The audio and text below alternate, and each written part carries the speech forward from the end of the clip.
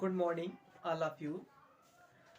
तो आज हम जो पाचन तंत्र का जो पहला जो हमारा वीडियो था वो हम कंप्लीट कर चुके थे। तो आज हम क्या पढ़ेंगे, आज इसका सेकंड पार्ट पढ़ेंगे, इसका पाचन तंत्र का। आइए सबसे पहले हम पाचन तंत्र के सिस्टम समझते हैं। ठीक है, सबसे पहले इसका हम तो फिगर बनाते हैं पाचन तंत्र का। तो ये रहा हमारा फिगर। ये देखिए कि हमारे क्या होती है, फूड पाइप होती है जिसको हम क्या बोलते हैं, इसोफिगस बोलते हैं।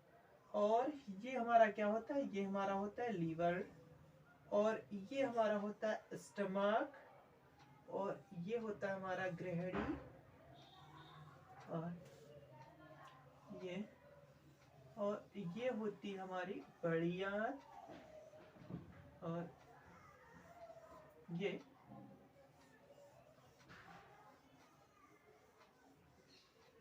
होता है हमारा मलाशय या फिर एनस। ठीक है, और इसके अंदर जो होती है वो हमारी क्या होती है, वो छोटी आंत ऐसे से कुंडलिक अवस्था में पड़ी हुई होती है। कौन सी अवस्था में, कुंडलिक अवस्था में। ठीक है, अब सबसे पहले हम लोग देखते हैं हम लोगों ने क्या क्या कंप्लीट कर लिया था। देखिए हम लोगों ने जो पढ़ा था वो माउथ के बारे में हम लोगों ने पढ़ लिया था। ठीक है, अब माउथ के बारे में हम लोगों ने दांतों को पढ़ा दिया था। ठीक है, एक बार देखो, एक बार क्विक रिवीजन कर लेते हैं। जैसे कि ये हमारे दांत हैं। ठीक है, अगर हम दांतों की बात करें तो हमारे इंसीजर थे। क्या थे, इंसीजर्स।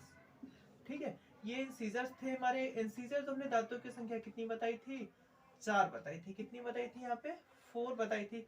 और इसके बाद जो यहाँ पर एक नुकीले, 2 नुकीले रहते थे, इनको हम क्या बोलते हैं, कैनाइन बोलते हैं। क्या बोलेंगे, कैनाइन, कैनाइन बोलेंगे। और इसके बाद जो हमारे 2 है, इसको हम क्या बोलेंगे, दांत, इसको बोलेंगे प्रीमोलर, प्रीमोलर। और अगर बात करें ये जो हमारे यहाँ पर 3 रहेंगे, ये हमारे कितने रहेंगे, 3 इस साइड में रहेंगे और 3 इस साइड में रहेंगे। ये हमारे होते हैं मोलर होते हैं। क्या होते हैं, मोलर होते हैं। ठीक है, तो अब देखिए अगर कैनाइन की संख्या बोलेगा कितनी, 2 होगी।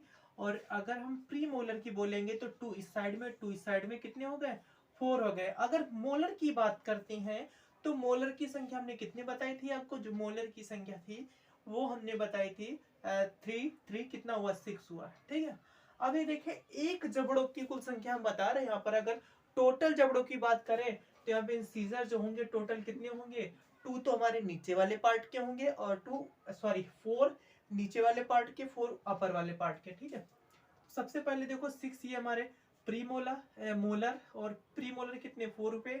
और कैनाइन कितने हुए, 2 हुए। और इंसीजर कितने हुए, 4 हुए। देखिए 6 4 कितना हुआ, 10, 10 2 12, 12 4 16 हो गए। अब देखिए 16 ये हो गए। अब तो ये नीचे का पार्ट हुआ ना, अगर इंसीजर के टोटल नंबर बोले, ठीक है, कुल नंबर, तो कितना होगा, तो ये 4 टाइम हो जाएगा। कुल कितना होगा, 8 हो जाएंगे अगर कुल बोले। और इसी प्रकार जो कैनाइन की संख्या जो कुल होगी वो कितनी हो जाएगी, जो कुल होगी वो कितनी हो जाएगी, 4 हो जाएगी। और इसी प्रकार अगर मोलर की कुल संख्या बोले, कुल संख्या बोले तो कितनी हो जाएगी, कुल संख्या हो जाएगी 8।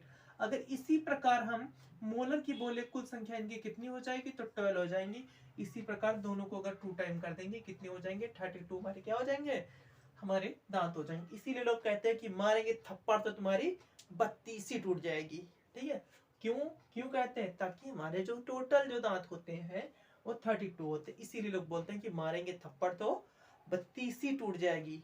ठीक है, तो अगर इसी को हम देखते हैं जो हमने पढ़ा था, जीभ को भी पढ़ा था, तो ये हमारा देखो मीठा के लिए होता है। ठीक है, मीठा के लिए होता है। और ये हमारा कड़वा के लिए होता है।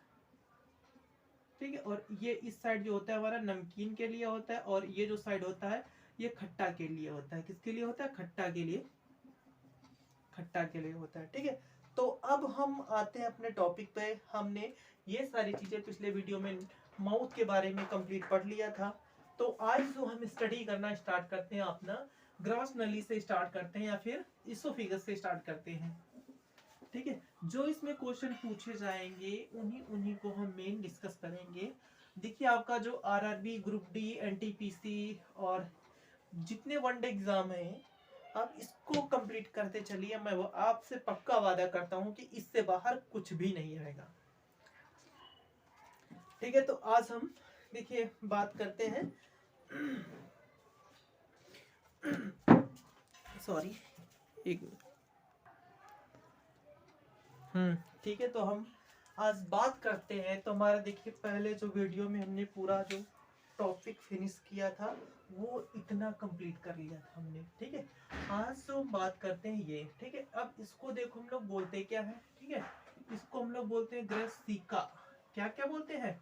ग्रसिका बोलते हैं। ठीक है, और क्या बोलते हैं? ग्रास नली कहते हैं इसको। क्या बोलते हैं? ग्रास नली, ग्रास नली बोलते हैं। ठीक है, और अगर हम इसकी बात कर लें तो हमारा ईसोफेगस बोलते हैं। क्या बोलते हैं? ईसोफेगस।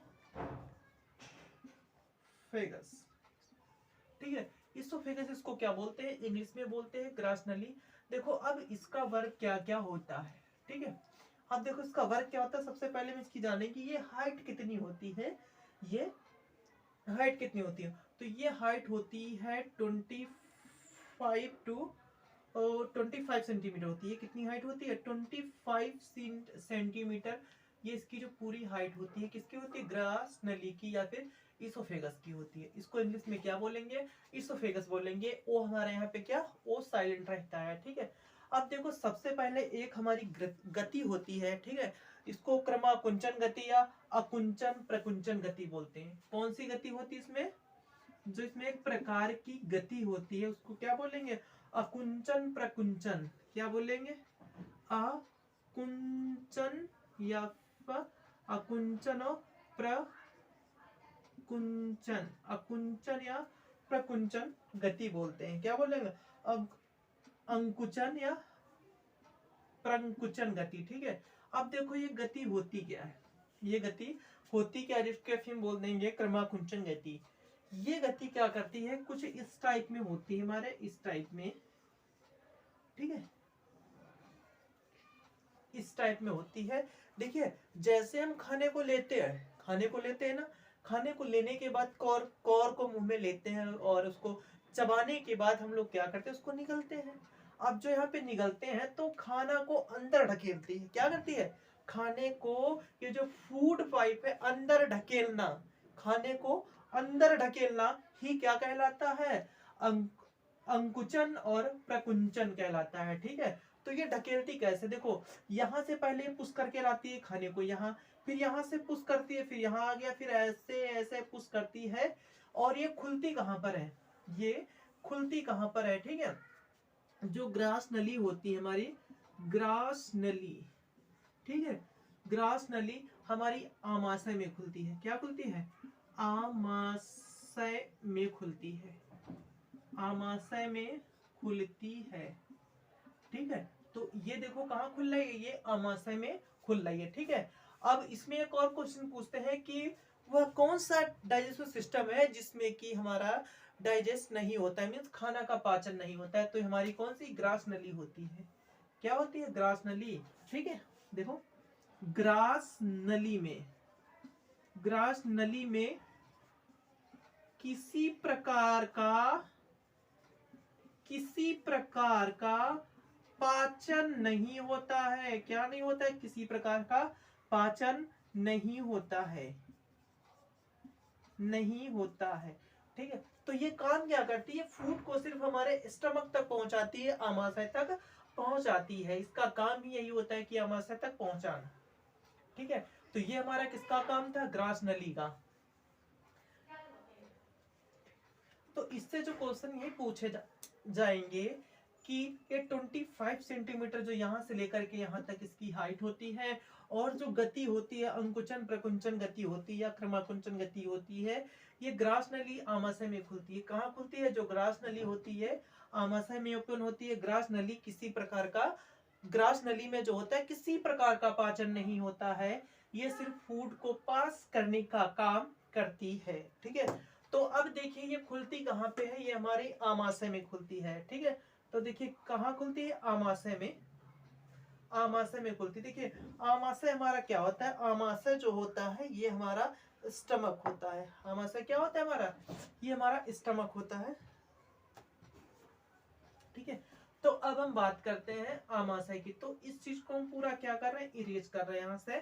ठीक है, इसको नोट कर लेना। एक टॉपिक हमारा खत्म हो चुका है, कौन सा, ग्रास नली। अब ग्रास नली के बाद अगला टॉपिक देखो। ठीक है, अब इसके बाद हम देखते हैं ये आमाशय। आमाशय, तो आमाशय ये कहाँ है, ये देखो है, ये क्या है हमारा, ये आमाशय है। ये क्या है हमारा, लीवर है। ये क्या है, आमाशय। ठीक है, तो अब देखो ये हमारा आमाशय हो गया। ठीक है, तो आमाशय ये देखो किस आकार का है, जे आकार का। और इसको इंग्लिश में हम लोग क्या बोलेंगे, इंग्लिश में हम इसको स्टमक बोलते हैं। इसको क्या बोलेंगे, स्टमक बोलते हैं। ठीक है, यहाँ पे हम लिखे दे रहे हैं स्टमक। ठीक है, आमाशय को हम लोग क्या बोलते हैं, स्टमक बोलते हैं। ठीक है, देखिए किस आकार का होता है, बहुत पेपर में पूछा जाता है कि आमाशय का आकार क्या होता है, आकार। ठीक है, तो आकार इसका इंग्लिश के जे लेटर की तरह होता है। ठीक है, तो इसकी लंबाई, आमाशय की लंबाई और चौड़ाई क्या होती है, आमाशय की लंबाई और चौड़ाई क्या होती है। अगर किसी को पता हो तो आप इसको कमेंट में बता सकते हैं कि इसकी लंबाई और चौड़ाई क्या होती है। ठीक है, तो अगर हम इसकी बात करें लंबाई की, तो 25 टू 30 सेंटीमीटर होती है। कितनी होती है, 25 टू 30 मीटर होती है। अगर हम इसकी चौड़ाई की बात कर लें तो 7 टू 10 सेंटीमीटर होती है। 7 टू 10 सेंटीमीटर होती है। आमाशय जे आकार का होता है और इसकी लंबाई 20 टू 30 सेंटीमीटर होती है। अगर चौड़ाई की बात करें तो चौड़ाई इसमें क्या होती है, चौड़ाई जो 7 टू 10 सेंटीमीटर होती है। समझ में आ रहा है सब लोगों को अच्छी तरीके से। प्लीज यार आप लोग कमेंट कर दिया करो कि कैसा, कमेंट भी कर दिया करो और शेयर भी कर दिया करो। ठीक है, और जिन लोगों ने सब्सक्राइब नहीं किया है वो लोग कर लिया करें। ठीक है, क्योंकि ताकि हम और कंटिन्यू अपनी टॉपिक अच्छी तरीके से बनाते रहें। ठीक है, और लाइक करना भी ना भूलें। ठीक है, तो देखिए हम लोग क्या पढ़ रहे थे, आमाशय पढ़ रहे थे। ठीक है, इसके बाद ये हो सकता है आज ही टॉपिक खत्म हो जाए या फिर ये अगले वीडियो में इसको तो पूरी तरीके से खत्म हो जाएगा। तो वैसे तो आज हम कोशिश यार यही करेंगे भाई मेरे। ठीक है भाई मेरे, कोशिश तो आज हम यही करेंगे कि आज इसको यहीं पे हम खत्म कर दें। ठीक है, प्लीज़ इसको आप लोगों से ही रिक्वेस्ट है कि आप लोग हमारे चैनल को ज़्यादा से ज़्यादा सब्सक्राइब करें और शेयर करते रहें। ठीक है, तो हम लोग क्या पढ़ रहे थे इसमें, आमाशय। ठीक है, तो आमाशय जे आकार का होता है। इसकी लंबाई 25 टू 30 मीटर होती है और इसकी चौड़ाई जो होती है 7 टू 10 मीटर की होती है। ठीक है, अब इसके बारे में हम आपको बताते हैं। ठीक है, तो अब देखते हैं इसका वर्क क्या होता है आमाशय का, आमाशय के कार्य। ठीक है, आमाशय के कार्य क्या क्या होते हैं। ठीक है, देखिए होता यह है कि हमारे हाथों में और हम जो फूड्स खाते हैं जितना उसको हम बचा ले, पर उसमें जो बैक्टीरिया होते हैं वो आ ही जाते हैं। ठीक है, तो देखिए हमारे भोजन के साथ, तो इसका वर्क क्या होता है। ठीक है, भोजन के साथ आए बैक्टीरिया को नष्ट करना। क्या करता है, आए बैक्टीरिया या जीवाणु या विषाणु को नष्ट करना। जीवाणुओं को नष्ट करना। देखिए अब ये था कि जैसे कि कोविड-19 में आपने देखा होगा कि कोरोना। ठीक है, तो कोरोना ये जो था, कोरोना क्या करता था, देखिए कोरोना जो है इंसान की बॉडी में घुस नहीं पाता है। ठीक है, आप पूछोगे घुस नहीं पाता है तो फिर घुस कैसे जाता है। ठीक है, हम बताएंगे कैसे घुसता है हमारी बॉडी में। ठीक है, अगर देखिए जब भी कोई भी पर्सन कोविड वायरस के जो अंतर्गत आता है या चपेट में आता है तो सबसे पहले वो इनहेल करता है, इनहेल करने के बाद उसके गले में अटक जाता है, ठीक है। ये अगर गले में रह गया, ठीक है, तो वो क्या था, उसका कुछ कंडीशन था कि 1-2 दिन गले में रहता था, फिर बाद में लंग्स के जरिए वो पहुंच जाता था, ठीक है। अगर वही हमारा कोरोना वायरस का जो वायरस था, ठीक है, तो वो अगर वायरस, ठीक है, हमारे स्टमक में चला जाए ना, तो उसको क्या कर देगा, फिर वहां पे ये हमारा नष्ट हो जाएगा, वहां पे नष्ट हो जाएगा, वहां पे वो क्या अपना प्रभाव नहीं दिखा पाएगा, ठीक है। अब देखो होता क्या है कि भोजन के साथ आए जीवाणुओं को नष्ट करना ये किसका कार्य होता है, स्टमक का कार्य होता है। और देखिए कार्य क्या होता है, ठीक है। अब ये भोजन को स्टोर करता है, ठीक है। अब भोजन को पतला लेई जैसा बनाता है, क्या करता है, पतला लेई जैसा बनाता है, क्या करता है, लेई जैसा बनाता है, ठीक है। अब ये देखो भोजन को 4 घंटे 4 घंटे या 4 आवर्स तक क्या करके रखता है, अपने यहाँ होल्ड करके रखता है, ठीक है, पकड़ के रखता है, ठीक है। तो ये कह सकते हैं कि जो आमाशय में भोजन है 4 घंटे लगभग रुकता है। तो आमाशय में भोजन 4 घंटे रुकता है लगभग, ठीक है। तो इसका कार्य क्या होता है, भोजन के साथ आए हुए जीवाणुओं को नष्ट करना, पतला ली जैसा बनाना, आमाशय में 4 घंटे तक रुकता है। इसीलिए देखो डॉक्टर आपको क्या बताता होगा कि अब जब भी मेडिसिन लेते हो तो क्या कहता है कि 4 या 5 घंटे के बाद में क्या करना, काम करना। क्यों, जैसे हम दवा लेते हैं हमारे पेट के अंदर जाती है, और पेट के अंदर जाने के बाद यहाँ पे वो भोजन के साथ हमारे मिल जाने के बाद वो अपना धीरे धीरे काम करना स्टार्ट कर देती है।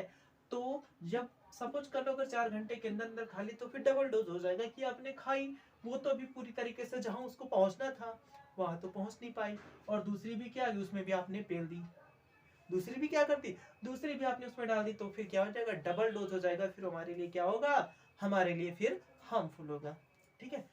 तो ये भोजन के साथ कार्य, भोजन में आए हुए कीटाणुओं को नष्ट करना, ठीक है। तो अब इसके आगे हम जो देखते हैं, ठीक है, और क्या होता है, ठीक है। अगर हम बात करते हैं तो हमारे आमाशय में क्या होता है, एक परत इस म्यूकस टाइप में कैसे होती है, ठीक है। तो ये क्या होता है कि यहाँ पर इस टाइप में बहुत सारी ग्रंथियां निकली रहती हैं, जो क्या करती हैं, भोजन को पचाने में हमारी क्या करती हैं, भोजन को पचाने में मदद करती हैं, ठीक है। इसमें देखो 3 प्रकार की कोशिका पाई जाती है, ठीक है। कितने प्रकार की, आमाशय में 3 प्रकार की कोशिकाएं पाई जाती हैं।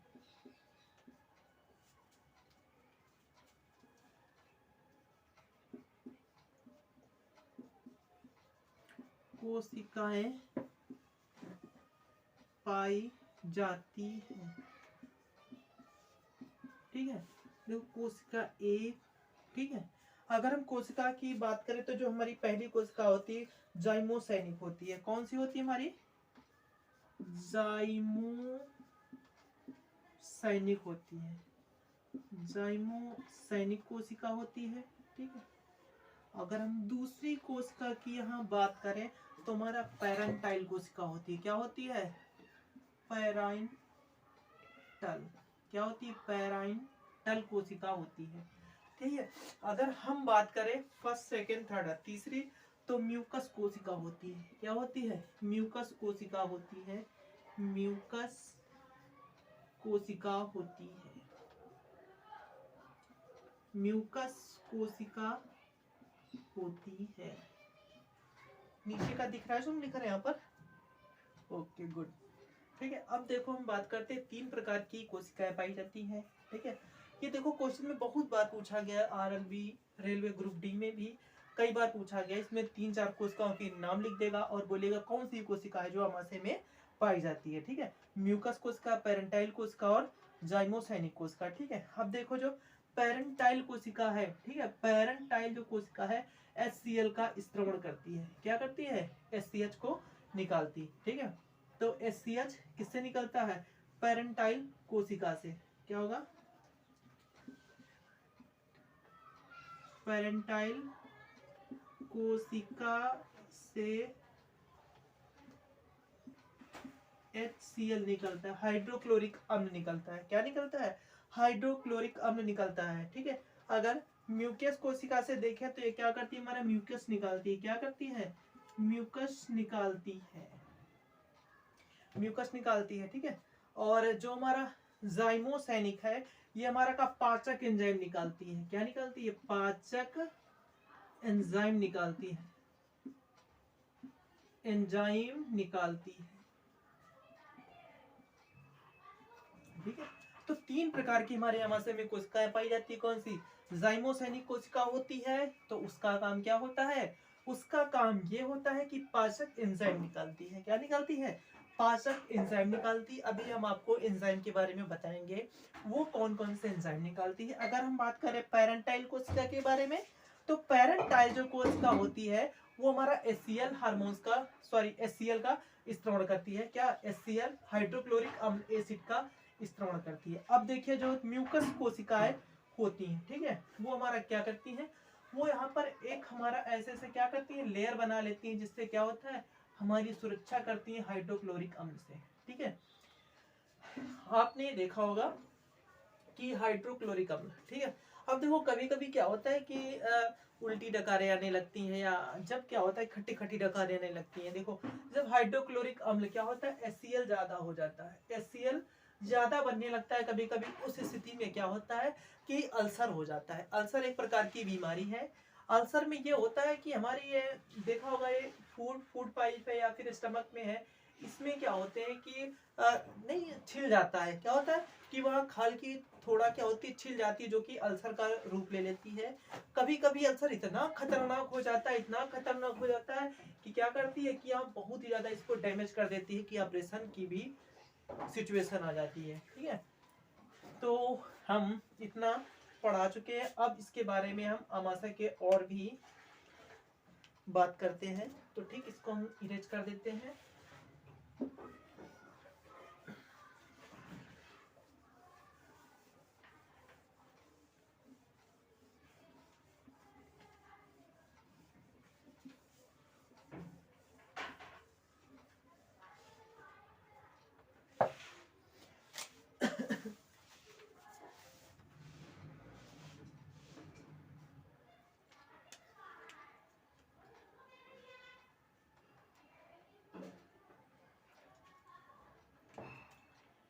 ठीक है, तो हम लोगों ने क्या क्या पढ़ लिया था?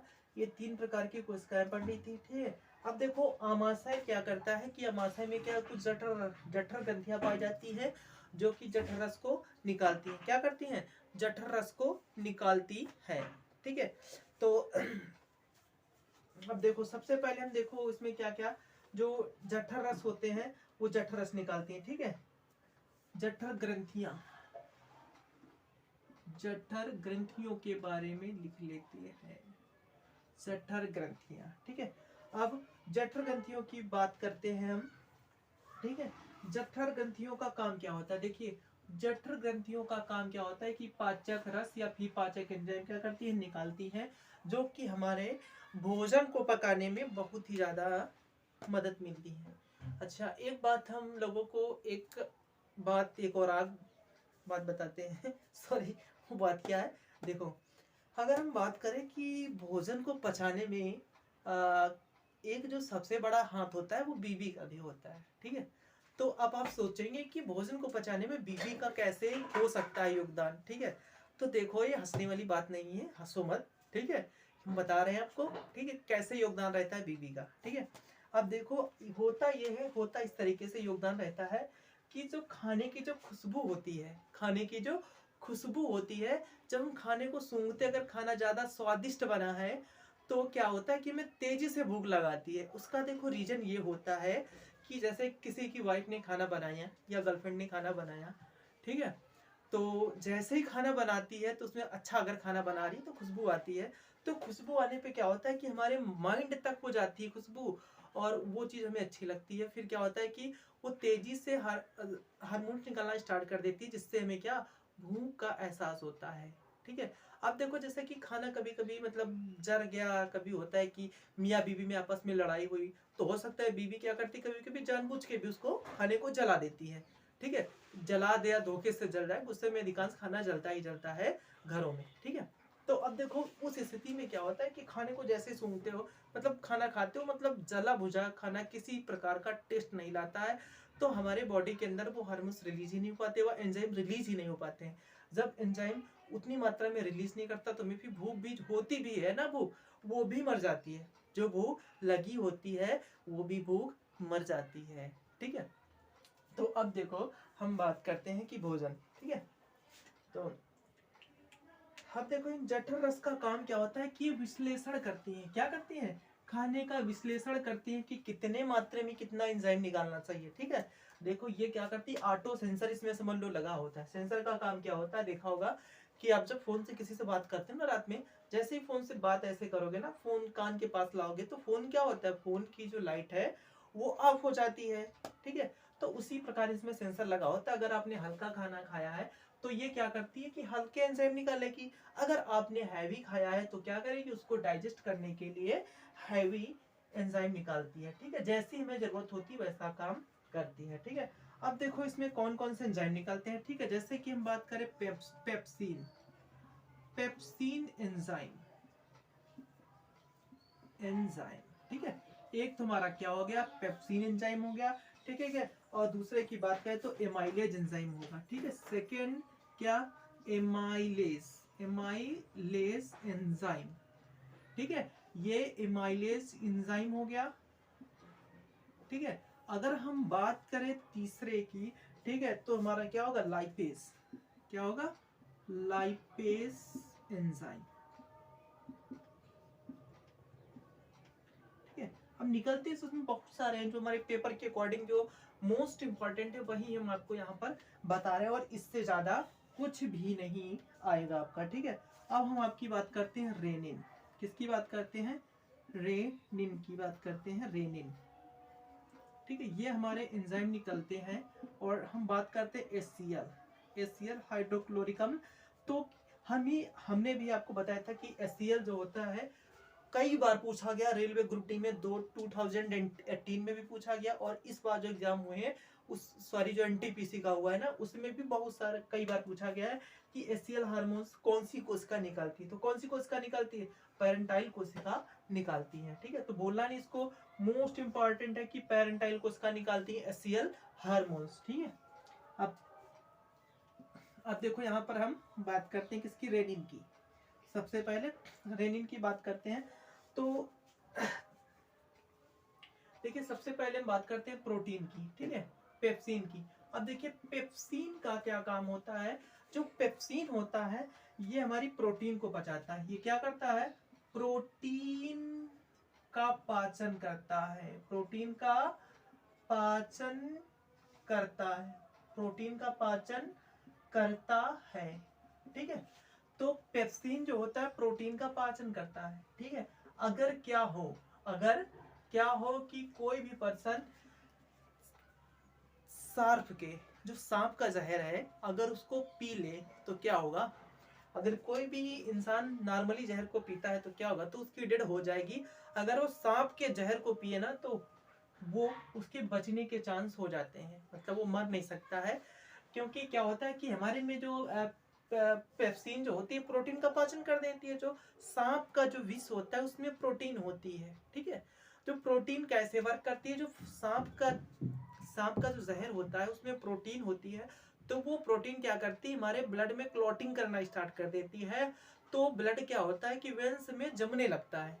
जब वेन्स में जमने लगेगा तो जो हमारा हार्ट हमने पढ़ाया था, तो उसको क्या उधर से पीछे से पंप किए जा रहा है, पर आगे तो ब्लॉकेज लग गया है। आगे तो ब्लॉकेज लग गया तो क्या होगा, धीरे धीरे ब्लड हमारे माइंड और पूरी बॉडी में नहीं पहुंच पाएगा, और इंसान को दिखाई देना या फिर बेहोशी की हालत जैसी आ जाती है जब सांप काटता है। ठीक है, अब देखो अगर कहीं उसे अल्सर हो गया, ठीक है, अल्सर हुआ तो ये फिर प्रोटीन अगर उसके पास जाएगी सांप के जहर वाली, तो अल्सर में क्या होता है कि यहाँ पे ऐसा कि मान लो ये क्या है, ये आपकी त्वचा है, और इसको क्या करते हो, अगर इसे खुरच दिया जाए तो इसके खुरचेपन को हम लोग अल्सर बोलते हैं। और यहाँ पे हमारा ब्लड से आसानी से कांटेक्ट में आ जाएगा। अगर उस स्थिति में सांप के अगर ब्लड जहर को पी ले तो वहां पर क्या होगा, वहां पर फिर इंसान की डेड हो जाएगी। क्यों? क्योंकि इसको ब्लड के संपर्क में आ जाएगा तो क्लॉटिंग होना स्टार्ट हो जाएगा, तो क्लॉटिंग होना स्टार्ट हो जाएगा। ठीक है, तो अब हम बात करते हैं कि पेप्सिन। ठीक है, पेप्सिन, पेप्सिन। अब देखो इसको याद करने की ट्रिक भी बताते चल रहे हैं, फिर लास्ट में बताएंगे। ठीक है, तो वीडियो के लास्ट में भी बताएंगे कि इनकी याद करने की ट्रिक क्या है। ठीक है, अभी ऐसे ही समझते चलो। जो पेप्सिन है वो प्रोटीन का पाचन करता है। ठीक है, पेप्सिन प्रोटीन का पाचन करता है। वही मर एमाइलेज की बात करें तो कार्बोहाइड्रेट का पाचन करता है। किसका? कार्बोहाइड्रेट का पाचन करता है, कार्बोहाइड्रेट का पाचन करता है। ठीक है, देखो जो एमाइलेज एंजाइम होता है कार्बोहाइड्रेट का पाचन करता है। एक क्वेश्चन बहुत बार पूछा जाता है, बहुत बार पूछा गया है। वो कौन सा क्वेश्चन है? देखिए आरआरबी ग्रुप डी में बहुत बार क्वेश्चन पूछा गया है कि कार्बोहाइड्रेट का जो पाचन है कहाँ से स्टार्ट होता है। ठीक है, तो कार्बोहाइड्रेट का पाचन जो है मुख से शुरू होता है। कार्बोहाइड्रेट का पाचन देखो यहाँ पे लिखे दे रहे हैं, कार्बोहाइड्रेट का पाचन मुख से शुरू हो जाता है। ठीक है, कार्बोहाइड्रेट का पाचन जो है मुख से शुरू हो जाता है। देखिए हमने जब आपको ये वाला पार्ट पढ़ाया था, इसमें जो स्लाइवा ग्लैंड, लार ग्रंथियां पढ़ाई थी ना, तो हमने बताया था कि स्लाइवा में भी क्या पाया था, लाइपेज एंजाइम पाया जाता है। जब हम खाने को खाते हैं और खाने जब स्टार्ट करते हैं तो भोजन को मुंह में चबलियाते हैं ना। चबलियाने का मतलब जाने, उसको पीसना कस के। ठीक है, तो वहां पे क्या होता है कि लार मिलती रहती है। ठीक है, तो वहां लार में क्या होता है, हमारा एमाइलेज होता है जो कि भोजन को पचाता है। भोजन को क्या करता है, भोजन को मुंह से ही पचाना शुरू हो जाता है। ठीक है, तो वहां पे क्या कार्बोहाइड्रेट का पाचन मुख से हमारा शुरू हो जाता है। और हमारा स्टमक में भी होता है, तो स्टमक में भी कार्बो जो एमाइलेज का जो एंजाइम, एमाइलेज एंजाइम है वो कार्बोहाइड्रेट का क्या करता है, पाचन करता है। ठीक है, अगर हम बात करें लाइपेज, ठीक है, ठीक है, लाइपेज क्या होता है, फैट का पाचन करता है। किसका?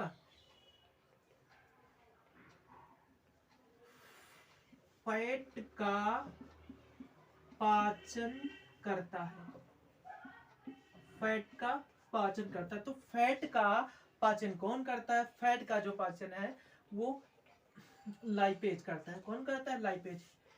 ठीक है, अब देखो रेनिन का। ठीक है, हाँ, रेनिन जो होता है वो रेनिन क्या करता है, हमारे दूध का पाचन करता है। किसका पाचन करता है?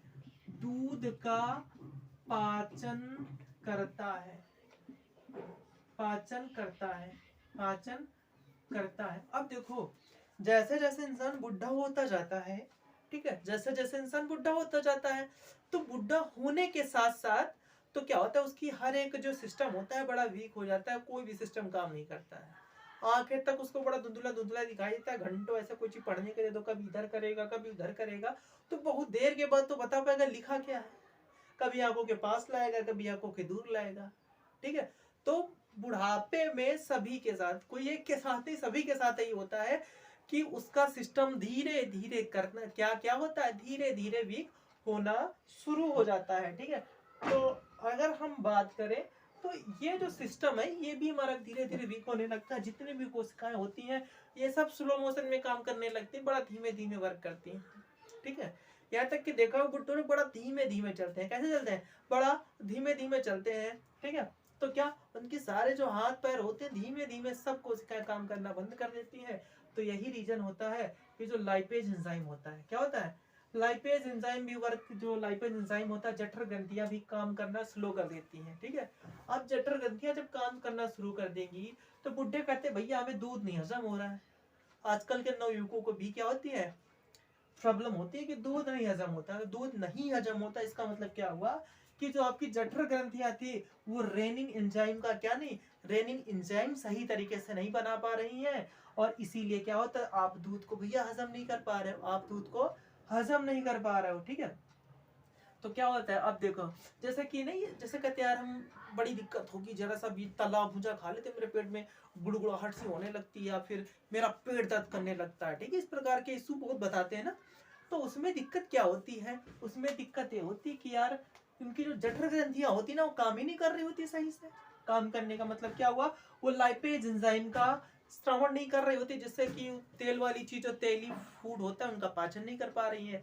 ठीक है, जैसे ही जरा सा भी कहते हैं शादी बारात में जाते हैं, ऐसा करो तुम जाओ यार हम नहीं जाएंगे, बताते क्यों नहीं जाएंगे, कह लेते यार हम जरा सा भी थोड़ा सा भी खा लेते तो हमारा पेट नहीं पचता है।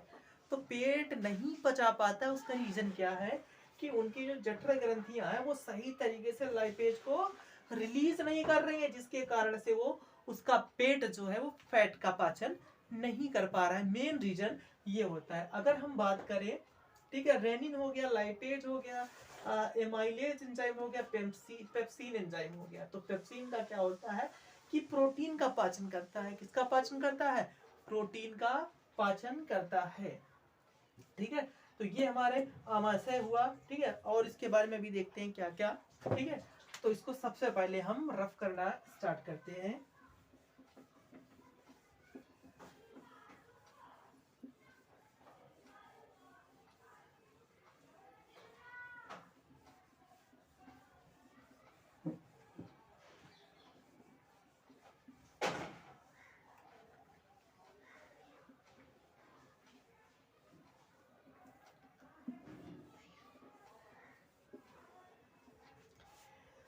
अब देखिए हम बात करते हैं कि कभी भी खाना खाने के तुरंत बाद हमें पानी नहीं पीना चाहिए। क्यों नहीं पीना चाहिए, देखिए इसका रीजन ये होता है कि जब भी हम लोग खाना खाते हैं तो उसके जस्ट बाद पानी नहीं पीना चाहिए। क्यों नहीं पीना चाहिए, अभी हमने आपको बताया था एंजाइम, एंजाइम और HCl हार्मोन्स, क्या बताया था, HCl वो हाइड्रोक्लोरिक एसिड और एंजाइम, एंजाइम ये दोनों क्या होते हैं, अगर पानी के भोजन के साथ साथ अगर पानी पी लेते हैं तो होता यह है कि जो HCl होता है, एंजाइम होते हैं, सही तरीके से काम नहीं कर पाते हैं। जब ये सही तरीके से काम नहीं कर पाते, अब ये सोच लो कि जो जैसे इस एंजाइम HCl काम नहीं कर पाते हैं तो फिर वहां पे दिक्कत ये होती कि हमारा खाना सही तरीके से डाइजेस्ट नहीं हो पाता है। ठीक है, क्योंकि हम जैसे ही पानी पी लेते हैं ना, तो पानी पी लेने पर जो हमारा HCl होता है इसकी वैल्यू कम हो जाती है। क्या होती है, इसकी वैल्यू कम हो जाती है, जिसके कारण से हमारा भोजन लेट, मतलब जो डाइजेशन, जो भोजन पकाने की, जो पचाने की जो प्रक्रिया है वो बहुत ही स्लो हो जाती है। जब स्लो हो जाती है तो उसमें हमारी कई प्रकार की दिक्कतें, उल्टी डकार आना, ये सब चीजें स्टार्ट हो जाती हैं। ठीक है, और देखो हमें जब खाना खाते हैं किसी भी टाइम में जो पानी है वो खड़े होके नहीं पीना चाहिए। किस तरीके से नहीं पीना चाहिए, खड़े होके। क्यों, क्योंकि जब भी हम खड़े होके पानी ऐसे करके पीते हैं ना तो उसके साथ साथ में यहाँ क्या होता है, कुछ एयर बन जाती है, तो एयर फिर वो हमें क्या करती है, फिर हमें वहाँ पे नुकसान करती है। तो इसकी वजह से पैरों में दर्द, जोड़ों में दर्द या फिर खट्टी डकार आना, इस प्रकार की हमें क्या प्रॉब्लम्स देखने को मिलती है। ठीक है, अब देखिए ये क्या करता है, 3-4 घंटे तक होल्ड रखता है, फिर इसके बाद ये जो यहाँ से जो हमारा भोजन है ये हमारा जाता है छोटी आंत में, हमारा चला जाता है। ठीक है, तो इसके बाद हम पढ़ते हैं छोटी आंत। क्लिक हो गया, ठीक है, तो देखिए अब हम बात करते हैं, हमारा आमाशय पूरी तरीके से कंप्लीट हो गया है।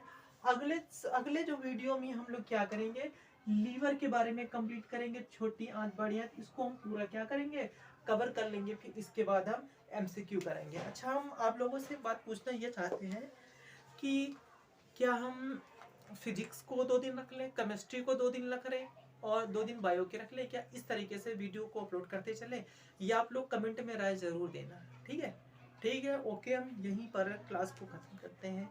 और आज कौन कौन लोग थे जो वोट डालने गए, सॉरी मैं तो आज वोट डालने जा नहीं पाया क्योंकि मैं अपने जो गांव से बहुत दूर रहता हूँ, मैं अपने गांव से दूर रहता हूँ, तो इसकी वजह से मैं जा नहीं पाया, उसके लिए मैं बहुत दुख है।